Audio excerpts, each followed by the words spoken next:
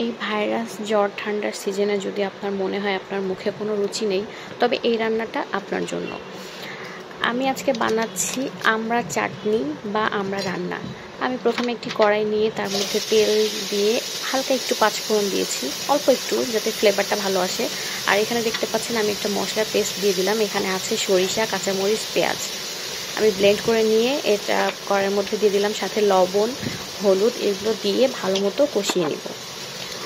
একটু ভালো মতো কষিয়ে নিতে হবে যাতে কাঁচা মশলার ফ্লেভারটা না থাকে, কারণ আমি আমড়াটা অলরেডি সিদ্ধ করে নিয়েছি, কেটে সিদ্ধ করে নিয়েছি। এজন্য মশলাটা ভালোভাবে কষিয়ে নিতে হবে যাতে কাঁচা মশলার ফ্লেভারটা না থাকে, কারণ রান্নাটা খুব দ্রুত হয়ে যাবে।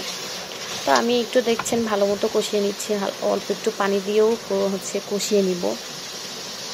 তারপর আমি এখানে সিদ্ধ করা যে আমড়াটা, ওই আমড়াটা অ্যাড করব।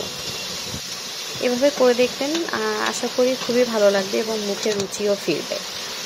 তো দেখতে পাচ্ছেন এখানে আমড়াটা আমি সিদ্ধ করে নিয়েছিলাম, সেই আমড়াটা দিয়ে দিলাম, দিয়ে একটু ভালো মতো কষিয়ে নিব, কষিয়ে রান্না করব। আপনার ইচ্ছা মতো আপনি একটু ঝোল ঝোল রাখতে পারেন বা গামাখা রাখতে পারেন বা একদম আচারের মতো বানিয়ে রান্না করে খেয়ে দেখবেন, আশা করি খুব ভালো লাগবে। ভালো থাকবেন।